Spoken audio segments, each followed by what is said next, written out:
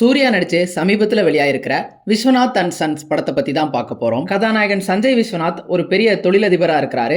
40 வயதை கடந்துட்ட இவர் இன்னமும் திருமணம் செஞ்சுக்காம இருக்கிறாரு. இவருடைய அம்மாவுக்கு இருக்கக்கூடிய ஒரே ஆசை என்ன அப்படின்னா, இவர் திருமணம் செஞ்சுக்கிட்டு அவருக்குன்னு ஒரு வாரிசு இருக்கணும் அப்படிங்கிறது தான். ஒரு தருணத்துல கதாநாயகன் இங்கிருந்து வெளிநாடுக்கு கிளம்பி போறாரு. ஒரு வருடம் கழிச்சு அவர் இங்க திரும்பி வரும்பொழுது கையில ஒரு குழந்தையோட திரும்பி வராரு. அந்த குழந்தை யாரு, இதை அவங்க அம்மா எப்படி எடுத்துக்கிட்டாங்க, மமிதா பைஜு இவங்களுடைய வாழ்க்கைக்குள்ள எப்படி வந்தாங்க, இதெல்லாம் தான் இந்த விஸ்வநாத் அண்ட் சன்ஸ் படத்தினுடைய மொத்த கதை. இந்த படத்தினுடைய ஒரு சிறப்பு என்னன்னா, இந்த படத்தினுடைய தனித்துவமான அந்த களம் தான். கதாநாயகன் வாடகத்தாயின் மூலியமா குழந்தையை பெற்றுக்கிறார் அப்படிங்கிறதும், அந்த குழந்தையை பிரச்சனைகளை உண்டாக்கி இந்த கதையை அடுத்தடுத்த கட்டத்துக்கு நகர்த்துறது அப்படிங்கிறதும் ஒரு வெகுஜன கமர்ஷியல் சினிமாக்கு புதுமையான விஷயமா இருந்தது. இந்த ஒரு களத்துக்கு இந்த படத்துடைய முதல் பாதியில ஒரு பொருத்தமான திரைக்கதையை பண்ணியிருக்கிறாங்க. கதாநாயகன் குழந்தையோட வீட்டுக்கு திரும்புறது, அந்த குழந்தையை சுத்தி பிரச்சனைகள் உண்டாகிறது, மமிதா பைஜு கதாபாத்திரம் இவங்களுடைய வாழ்க்கைக்குள்ள நுழையிறது அப்படின்னு அடுத்தடுத்த கட்டமா இந்த கதை எங்கேயும் தேங்கி நின்னுடாம இயல்பா நகருது. மமிதா பைஜு இந்த கதைக்குள்ள வந்த பிறகு இந்த திரைக்கதை இன்னுமே கூட சுவாரஸ்யமா மாறுது. அதுக்கு முக்கியமான காரணம் அந்த இடங்கள்ல இருந்த ஹியூமர் தான். படத்துடைய முதல் பாதி முழுக்க ஒரு காட்சிக்கு அடுத்த காட்சி பார்வையாளர்களை ரசிக்க வைக்கக்கூடிய, மகிழ்விக்கக்கூடிய வகையில காட்சிகளை அமைச்சிருந்தாங்க. அதுல ஒரு குறிப்பிட்ட காட்சி ரொம்பவே ரசிக்கும்படியா சிறப்பா இருந்தது. ராதிகா தன் மகனுடைய ரகசியத்தை தெரிஞ்சுக்கிற அந்த காட்சியில மமிதா செய்யக்கூடிய ஒரு வேலை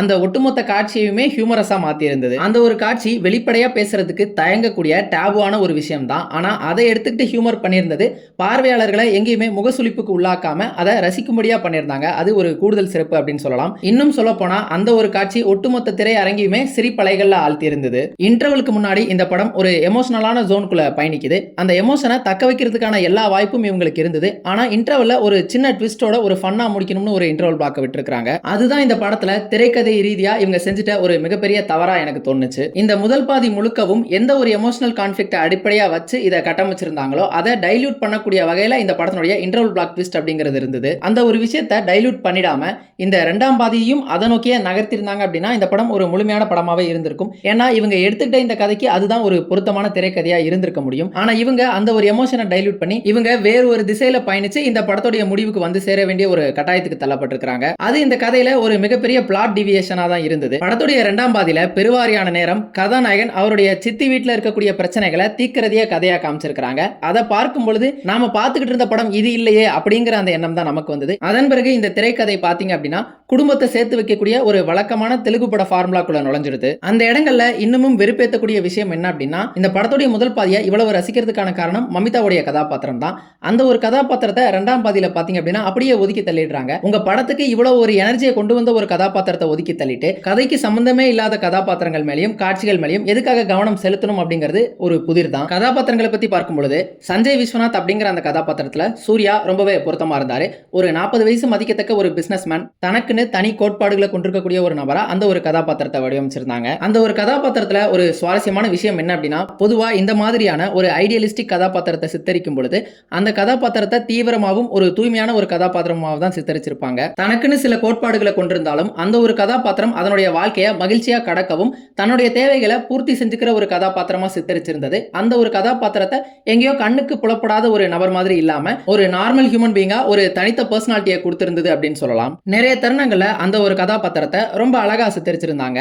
அவர் மமிதா கிட்ட எனக்கு ஓகே இல்ல அப்படின்னு சொல்லக்கூடிய அந்த இடமாகட்டும், குழந்தை கிட்ட ரொம்ப ஒட்டாத அப்படின்னு சொல்லக்கூடிய அந்த இடமாகட்டும், அவருக்கும் மமிதாவுக்கும் இடையில இருக்கக்கூடிய அந்த வயது வித்தியாசத்தை அவர் அட்ரஸ் பண்ற அந்த விதமாகட்டும், இந்த தருணத்துல மமிதாவுக்கு நீட் ஆஃப் த ஹவரா இருக்கக்கூடியது அவளுக்கான எஜுகேஷன் தான் அப்படின்னு சொல்றதாகட்டும், இது எல்லாத்தையும் சேர்த்து அந்த ஒரு கதாபாத்திரத்தை ஒரு தனித்த ஆளுமை பொருந்திய ஒரு கதாபாத்திரமா சித்தரிச்சிருந்தாங்க. அது நல்லாவே இருந்தது. ராதிகாவும் இந்த படத்துல ஒரு சிறப்பான பெர்ஃபார்மன்ஸை கொடுத்திருந்தாங்க.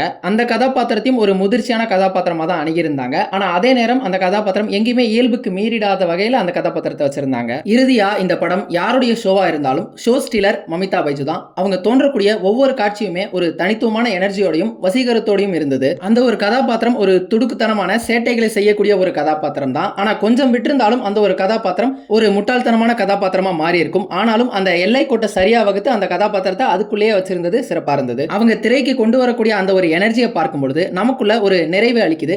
இன்னும் கொஞ்ச நேரம் கூட அவங்களுடைய காட்சிகள் வரலாமே அப்படிங்கிற அந்த எண்ணத்தையும் நமக்குள்ள வரவழைச்சிருது. படத்துடைய இரண்டாம் பாதியில நிறைய குறைகள் இருந்தாலும் இந்த படம் ஒரு நிறைவான முடிவை அடைகிறதுக்கு மமிதாவுடைய கதாபாத்திரம் ஒரு முக்கியமான காரணமா இருக்குது. அந்த இடங்கள்ல நம்ம மனம் நெகிழ்ந்து போறதுக்கு அந்த காட்சியினுடைய அழுத்தம் காரணமா அல்லது மமிதாவினுடைய பெர்ஃபார்மன்ஸ் காரணமா அப்படிங்கிறது தெரியாத வகையில இருந்தது. அதை பார்க்கும் பொழுது இந்த பொண்ணு எதை கொடுத்தாலும் செல் பண்ணிடும் அப்படிங்கிற அந்த எண்ணத்தையும் அவங்க வரவழைச்சிடுறாங்க. இதுல ரவீனா டண்டனுடைய கதாபாத்திரம் மட்டும் ஒரு தவறான தேர்வு மாதிரி தெரிஞ்சது. அவங்கள மயமா வச்சு வரக்கூடிய அந்த ஒட்டுமொத்த எபிசோடுமே இந்த கதையில ஒரு கவனச்சிதறலா தான் இருந்தது. இந்த ஒரு கதையில அந்த எபிசோட் ஆகட்டும் அந்த ஒரு கதாபாத்திரம் ஆகட்டும் சர்வ் பண்ணக்கூடிய பர்பஸ் என்ன அப்படின்னா கதாநாயகன் சூர்யாவுக்கு மமிதா மேல இருக்கக்கூடிய உணர்வுகளை அவர் ரியலைஸ் பண்ணணும். அதுக்காக மட்டும் தான் அவங்க உதவி இருக்கிறாங்க. அதை இவங்க ஒரு 10-15 நிமிஷத்துக்குள்ளேயே சொல்லிட்டு இந்த மைய கதைக்கு திரும்பி இருந்திருக்கலாம். ஜிவி பிரகாஷோடைய மென்மையான இசையும் இந்த படத்துக்கு பொருத்தமாவே இருந்தது. பாடல்களை பொறுத்தளவுக்கு தனிப்பட்ட முறையில எனக்கு கல்யாண பாடல் மட்டும் பிடிக்கல, மீதி எல்லா பாடல்களும் நல்லா இருந்தது. மொத்தத்துல இந்த விஸ்வநாத் அண்ட் சன்ஸ் ஒரு சிறப்பான காதல் கதையா வருவதற்கான எல்லா சாத்தியங்களும் இருந்தும் கூட இரண்டாம் பாதியில இந்த தேவையற்ற டீவியேஷன்கள் மூலமா அதை கோட்டை விட்டுட்டாங்க அப்படின்னு தான் சொல்லணும்.